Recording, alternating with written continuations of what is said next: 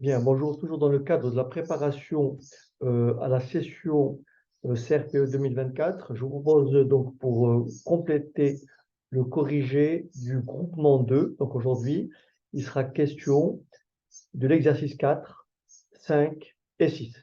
Donc encore une fois, c'est le corrigé du groupement 2, session 2023.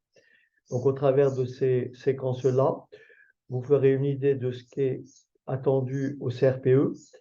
Et donc, vous verrez au travers de mes explications quelle est la démarche adoptée. Et encore une fois, si vous souhaitez être accompagné dans votre préparation pour cette session 2024, n'hésitez pas à me contacter à cette adresse infomat@gmail.com. Je vous donnerai donc accès aux remises à niveau que j'ai effectuées depuis 2015 à ce jour. Et après, on définira ensemble les modalités afin de pouvoir effectivement être accompagné pendant cette année de préparation. Alors, je passe directement à l'exercice numéro 4.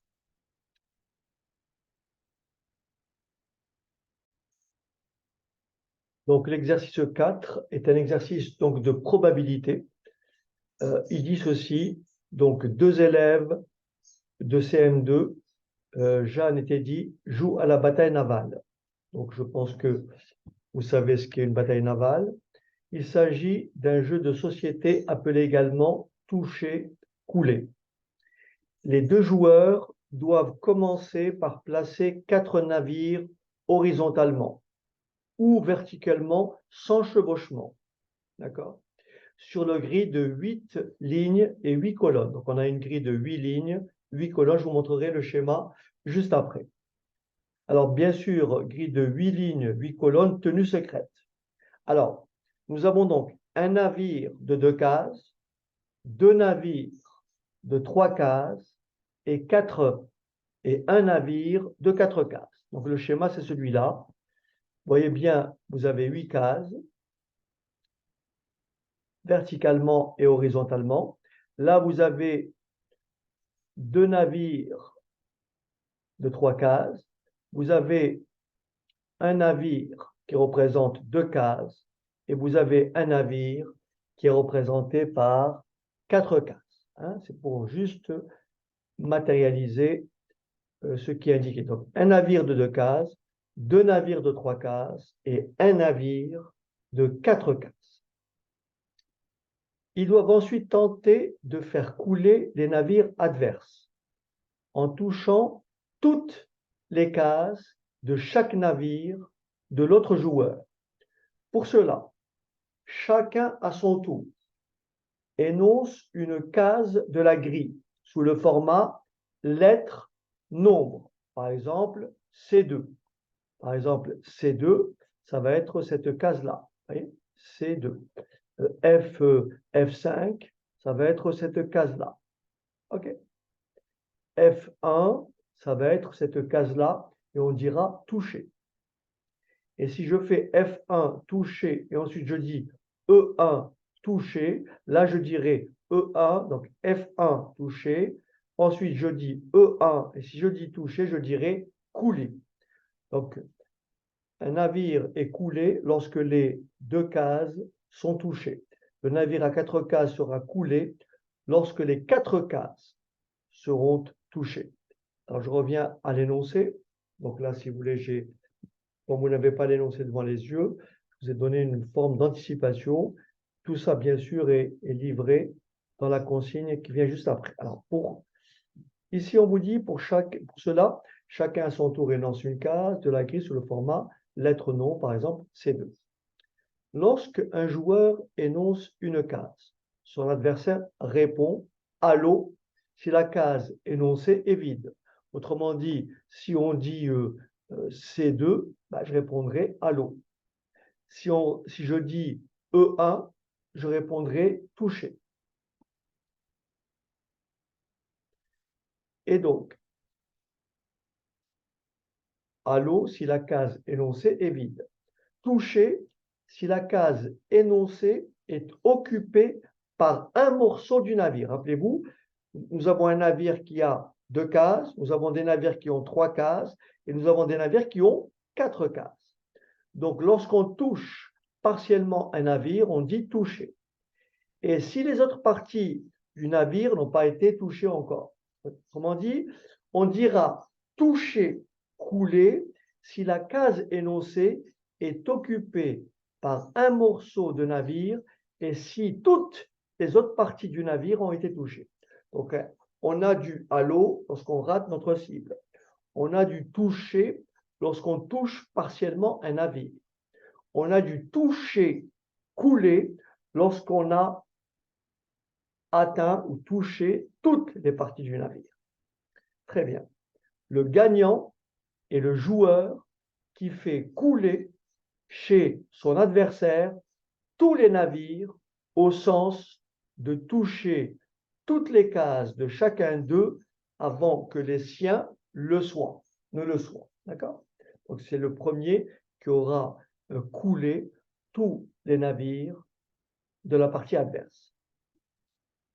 Alors les questions, donc là bien sûr le schéma il est ici, vous le voyez très bien.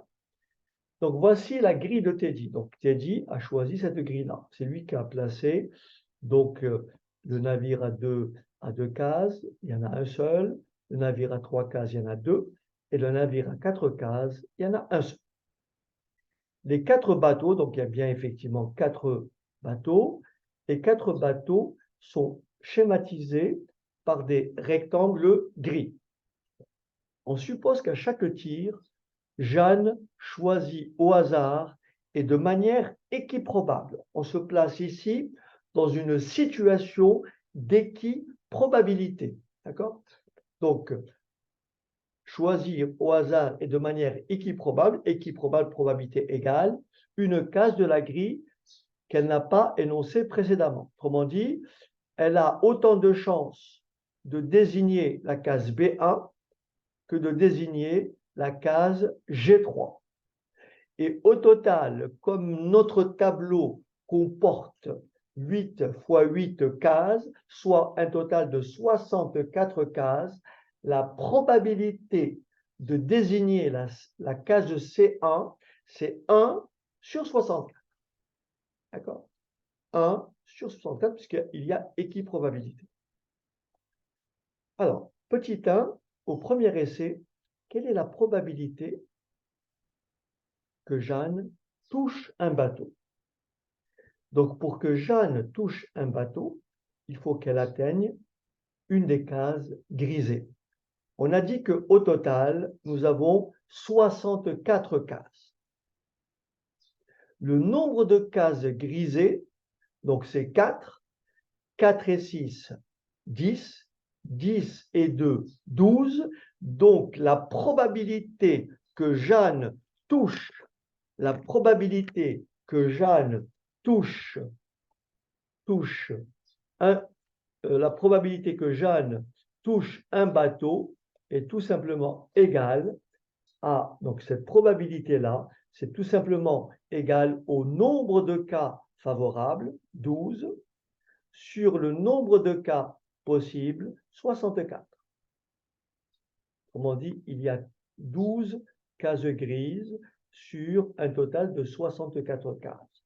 Je simplifie par 4, ce qui me donne 12 divisé par 4, ça fait 3, et 64 divisé par 4, ça fait 16.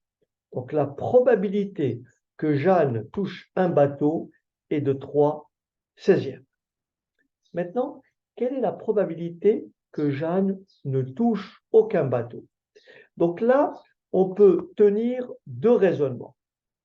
La probabilité de toucher un bateau et la probabilité de ne toucher aucun bateau, on appelle ça des événements comment? Contraires. Donc la probabilité de ne toucher aucun bateau,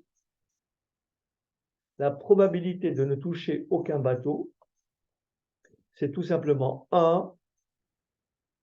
La probabilité de ne toucher aucun bateau, c'est 1 moins la probabilité de toucher un bateau. Je réduis au même dénominateur, ce qui me donne 16 16e moins 3 16e et ça me donne 13 16e. Donc la probabilité que Jeanne ne touche aucun bateau est de 13 sur 16. J'aurais pu aussi dire, comme il y a 12 cases grisées, il y a forcément combien? 64 moins 12, c'est-à-dire 52 cases non grisées. Donc la probabilité que Jeanne n'atteigne aucun bateau, c'est bien sûr 52 sur 64. Et en simplifiant par 4, ça me fait bien 13 sur 16. Mais le raisonnement tenu plus haut est quand même plus intéressant. On raisonne, on part d'un événement et de son contraire. Je vous rappelle simplement la règle, puisque là, j'en profite pour vous faire réviser. Lorsque vous avez un événement A, vous avez ce qu'on appelle le contraire de A, qu'on écrit non A, non A. Le contraire de l'événement A, c'est non A, ou bien A avec une barre, qu'on lit A barre. Ben, la probabilité de A barre est tout simplement égale à 1 moins la probabilité de A. Ou inversement, la probabilité de A est tout simplement égale à 1 moins la probabilité de A barre. Très bien, donc ça c'est la réponse au petit b. Maintenant, petit c. Un des bateaux a une chance sur 16 d'être touché. Un des bateaux a une chance sur 16 d'être touché. Pourquoi? Parce qu'on a dit qu'il y avait, donc il y a 3 et 3, 6, 6 et 4, 6 et 4, 10, et de 12, d'accord? Alors, je vais juste effacer avant. Donc, je reprends la question. Donc, ici, on me dit un des bateaux a une chance sur 4 d'être touché. De combien de cases est-il composé? Donc, on me donne donc une probabilité petit p égale à 1 sur 16. Et je veux déterminer le nombre de cases qui est associé à cette probabilité-là. Donc, tout simplement, j'ai petit p égale nombre de cas favorables, petit n, sur le nombre de cas possibles, 64. Donc, ce qui veut dire que j'ai n sur 64 égale à 1 sur 16. Et vous avez compris, j'ai tout simplement n égale à 64 16e, c'est-à-dire n égale à 4. Autrement dit, la probabilité, un des bateaux a une chance sur 16 d'être touché. De combien de cases il est composé? Ce bateau-là est composé de 4 cases. Très bien. Ensuite, on me dit, Jeanne choisit une case de la colonne B. Donc, Jeanne choisit une de ces cases. D'accord? Donc, ça, c'est ce qu'on appellera une probabilité conditionnelle. Probabilité conditionnelle, puisque je change d'univers, je ne travaille plus avec les 64 cases. Cette fois-ci, je travaille avec la colonne B, c'est-à-dire les 8 cases. Et on me dit, quelle est la probabilité qu'elle touche un bateau? Ces 8 cases-là, donc c'est mon nombre de cas possibles. Voilà, c'est 8. Et nombre de cas favorables, il y a combien de cases grisées? Il y en a 4. Par conséquent, la probabilité que Jeanne touche un bateau de la colonne B est tout simplement égale à 1,5. Elle a 50% de chance de toucher, bien sûr, ayant choisi cette colonne-là. D'accord? C'est ce qu'on appelle une probabilité conditionnelle. On change d'univers. On passe maintenant à la question 2. Au premier essai de la partie, Jeanne désigne la case E1. Oui. Donc, elle a désigné cette case-là. Teddy, bien sûr, annonce touché. C'est normal, puisque la case E1 correspond bien à un touché. D'accord? Jeanne souhaite couler le bateau touché et choisit une case adjacente à la case E1. Quelle est la probabilité qu'elle coule le bateau au coup suivant? En fait, elle a combien de choix possibles? Elle a touché, en disant E1, elle a touché, d'accord? Et on dit quelle est la probabilité qu'elle coule ce navire-là. En fait, la probabilité, c'est tout simplement le nombre de cas possibles. Les cases adjacentes, il y en a combien? Il y en a 1, 2 et 3. Donc, la probabilité que Jeanne coule le bateau touché est tout simplement égale à 1 sur 3.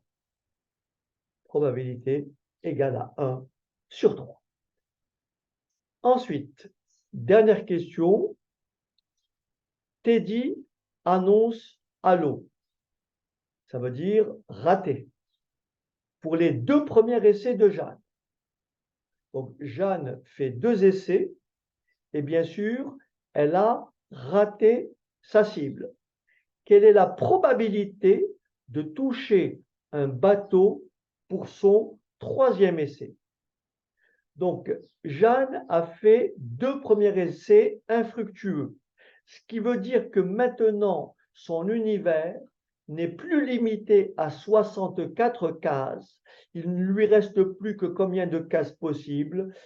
64 moins 2, qui correspond à des cases où elle a été, où elle a raté. Donc, mon univers, le nombre de cas possibles cette fois-ci, c'est 62.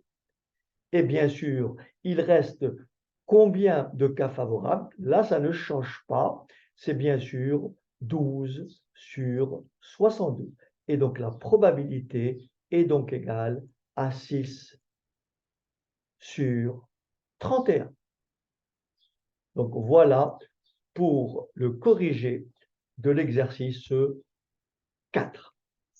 On va maintenant passer à l'exercice 5. Alors,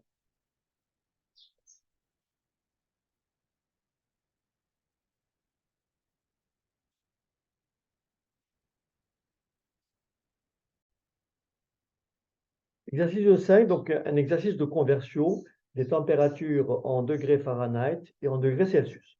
C'est un exercice qui a déjà été posé il y a quelques années de ça, donc pas forcément dans cette formulation, mais toujours dans le même esprit. Et donc on me dit ceci, pour choisir une unité de température, les physiciens se sont heurtés à l'absence de température zéro. Le zéro absolu n'étant pas connu à l'époque. 2 systèmes principaux ont été créés et restent utilisés. Donc le degré Celsius, qu'on note ainsi, et le degré Fahrenheit, qu'on note ainsi. Voici ci-dessous une formule permettant de passer de la mesure d'une température en degrés Fahrenheit, noté grand F, vers la mesure de la température en degrés Celsius, noté grand C. Donc voilà la relation qui lie grand C et grand F. En utilisant cette formule, convertir 95 degrés Fahrenheit en degrés Celsius. Qu'est-ce que je vais faire? Je vais prendre la formule et je vais tout simplement remplacer grand F par 95. Ce qui va me donner grand C égale 95. Alors, 95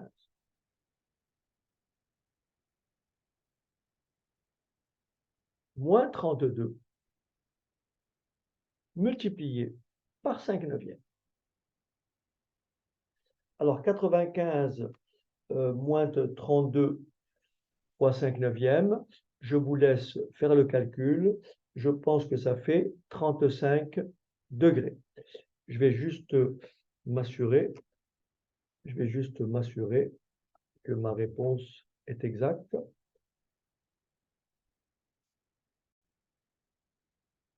Donc, je confirme. Donc, 95 moins 32, ça fait 63.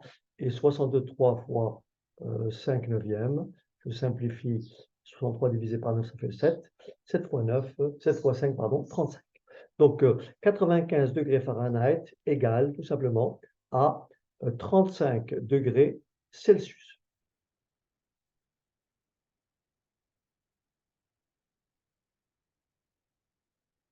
OK.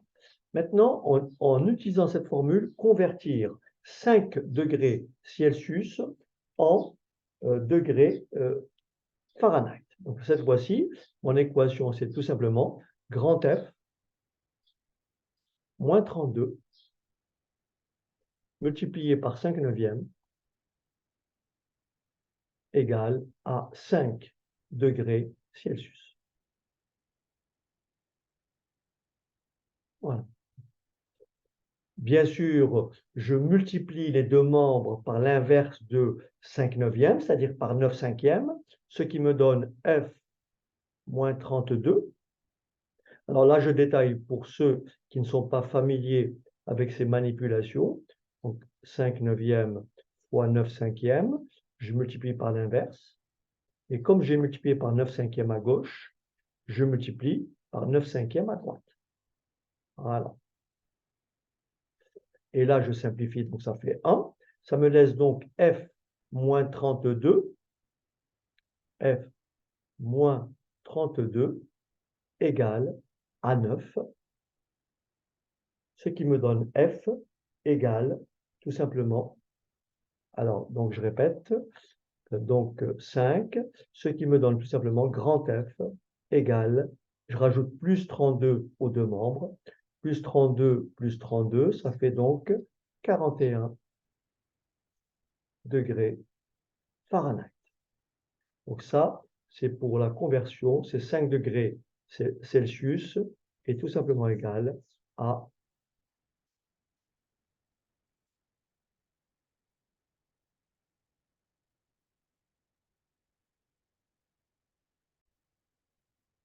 41 donc degrés Fahrenheit. Alors ici j'écris grand F, mais ce n'est pas tout à fait F, c'est plutôt, donc là je vais corriger, donc ici 5 degrés Celsius est tout simplement égal à 41 degrés Fahrenheit. Maintenant, existe-t-il des températures pour lesquelles la mesure en degrés Celsius est égale à la mesure en degrés Fahrenheit?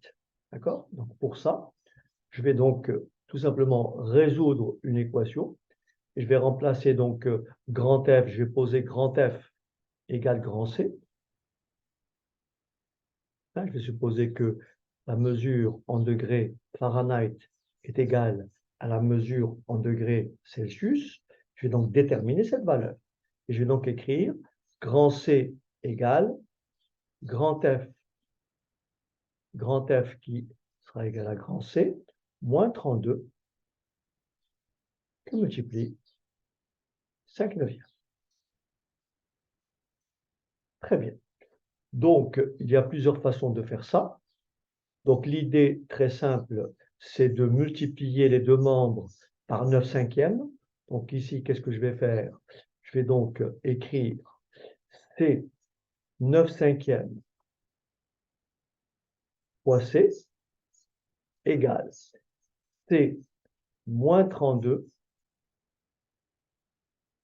fois 5 neuvièmes multiplié par 9 cinquièmes.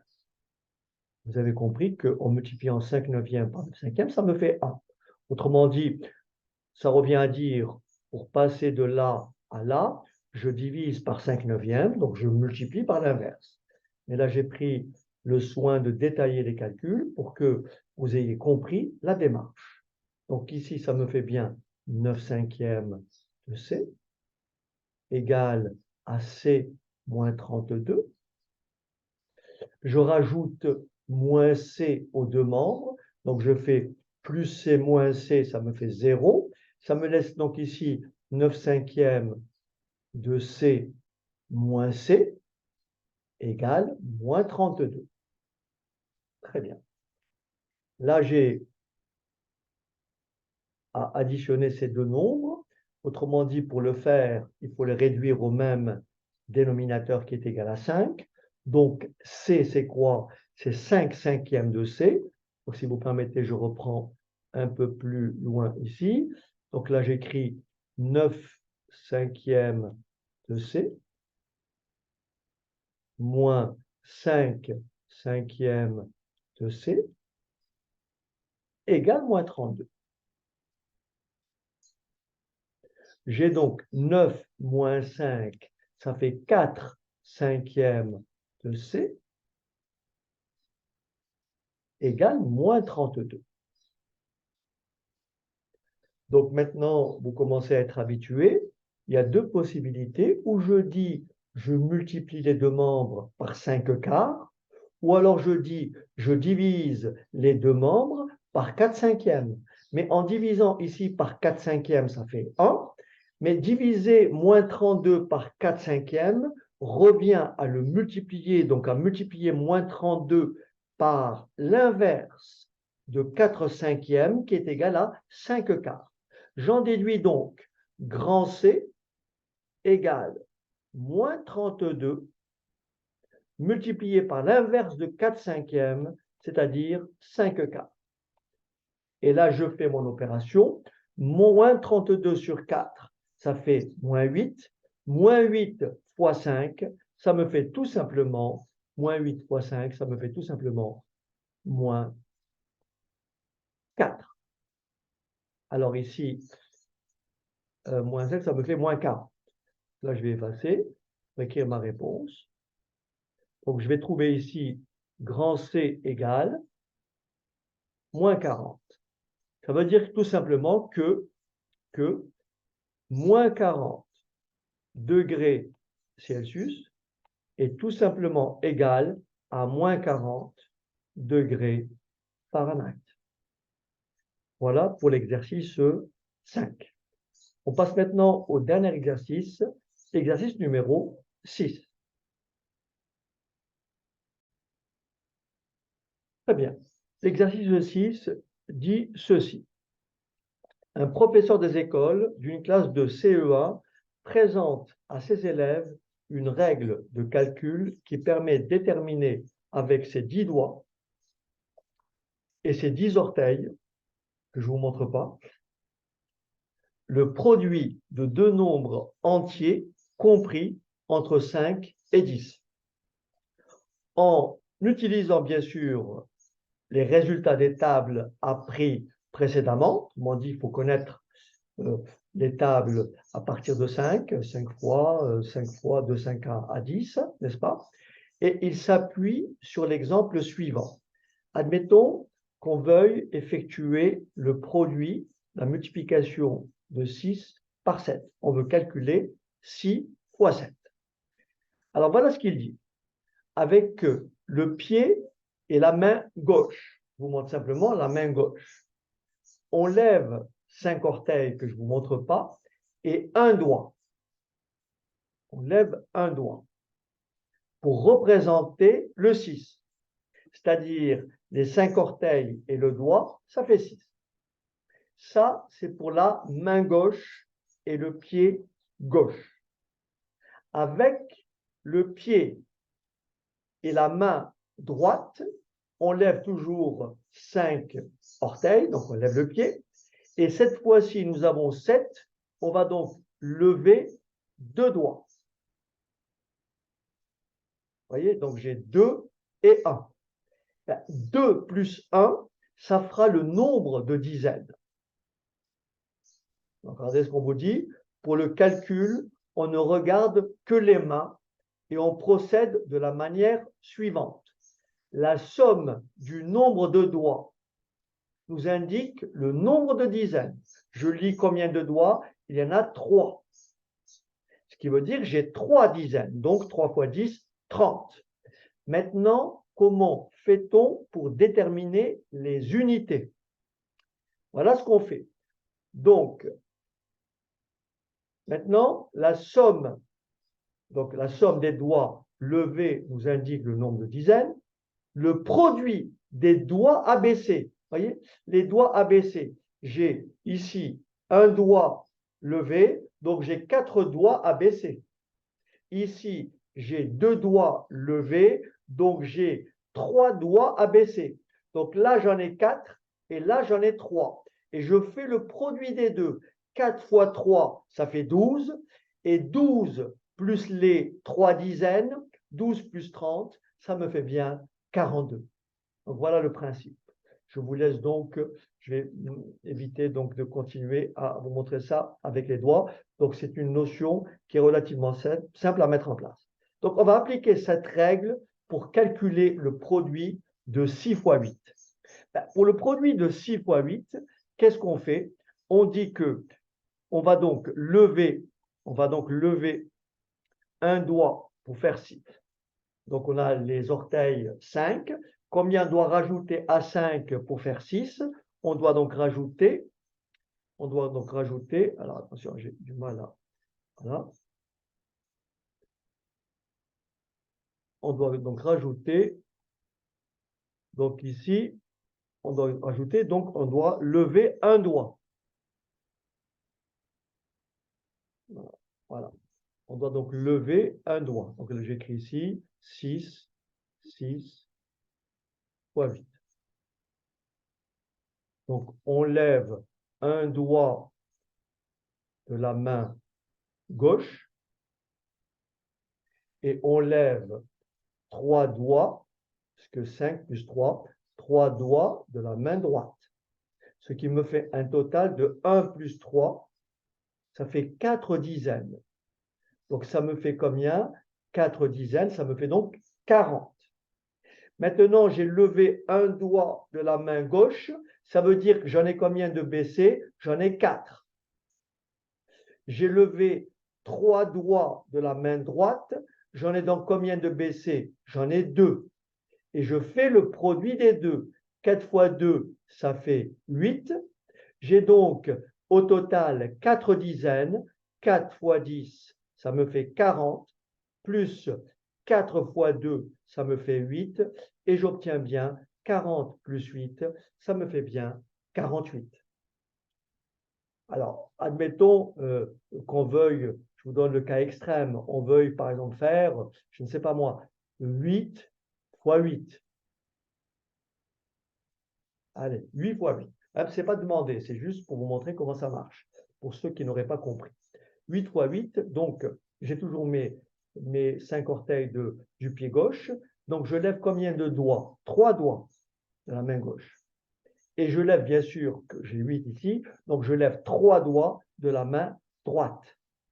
Je fais la somme, ça me fait 3 plus 3, ça fait 6 dizaines, c'est-à-dire 60.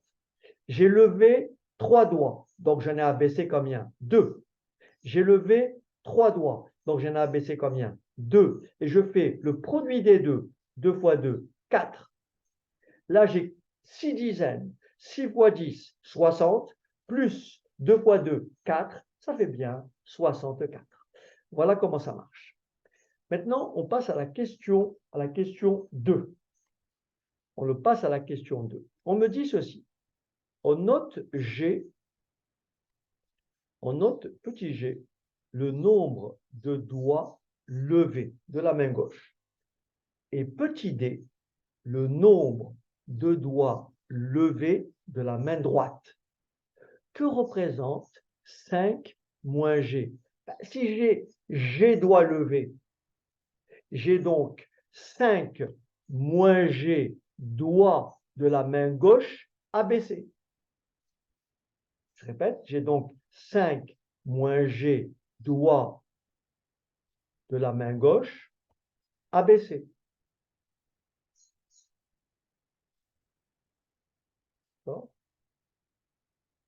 OK. J'ai donc, si j'ai des doigts levés de la main droite, ça me laisse combien? 5 moins des doigts de la main droite abaissés.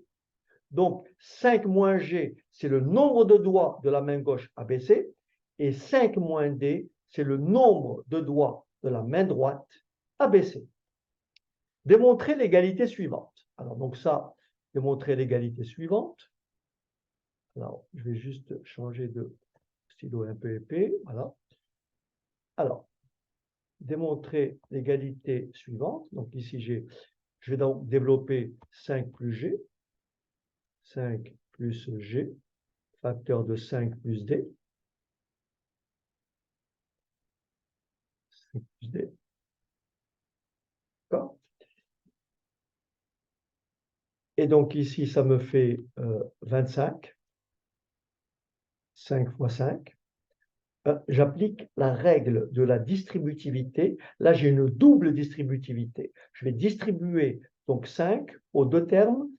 Je vais distribuer 5, donc 5 fois 5, et 5 fois D. Donc ça fait 5D. Donc j'ai distribué le premier facteur. Je vais maintenant distribuer G. Je fais G fois 5, ça fait 5G. Et je vais distribuer G fois D, ça fait plus G fois D. Donc voilà pour le membre de gauche. Maintenant, pour le membre de droite, on me demande de développer ce qui est là. Donc j'ai quoi ici? J'ai tout simplement 10 fois G plus D plus 5 moins G, facteur de 5 moins D. Je distribue, ça fait donc 10G plus 10D,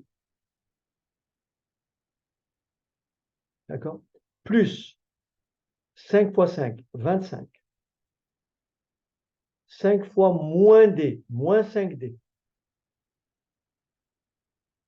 Moins G fois 5, moins 5G. Et moins G par moins D, ça me fait plus GD. Là, je regroupe. Ça me fait 25. 10D moins 5D. Ça fait plus 5D.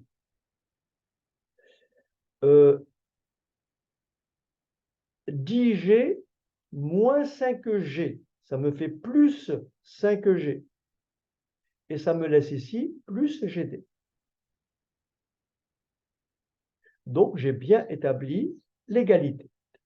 Conclure quant à la validité de cette règle de calcul. Donc là, vous reconnaissez quoi? Là, vous reconnaissez la somme des doigts de la main gauche levés, doigt de la main droite levé, ça me donne le nombre de dizaines, fois 10, ça me donne le nombre de dizaines, donc fois 10, plus, rappelez-vous, ça, c'est le nombre de doigts abaissés de la main gauche, ça, c'est le nombre de doigts abaissés de la main droite, et bien sûr, je fais la somme, ça me donne les unités, et ça me donne bien le produit des deux nombres. Parce que 5 plus G, c'est le premier nombre, et 5 plus D, c'est le deuxième facteur. Donc, premier facteur, deuxième facteur, et donc l'égalité est bien vérifiée, donc la méthode fonctionne très bien. Voilà donc pour ce qui est donc du corrigé donc du groupement 2 session 2023. Donc là, vous pouvez retrouver bien sûr l'exercice 1, l'exercice 2, l'exercice 3. Hein, ces 3 exercices ont été corrigés précédemment, l'un avant-hier et l'autre hier. Et donc là, j'ai complété le corrigé pour les 3 restants. Encore une fois, si vous appréciez la méthode, si l'explication vous paraît très claire, si vous voulez progresser, n'hésitez pas donc à me contacter à cette adresse. Je vous répondrai et je vous accompagnerai pour la préparation du CRPE session 2024. En attendant, n'hésitez pas à commenter et je vous dis à très bientôt peut-être.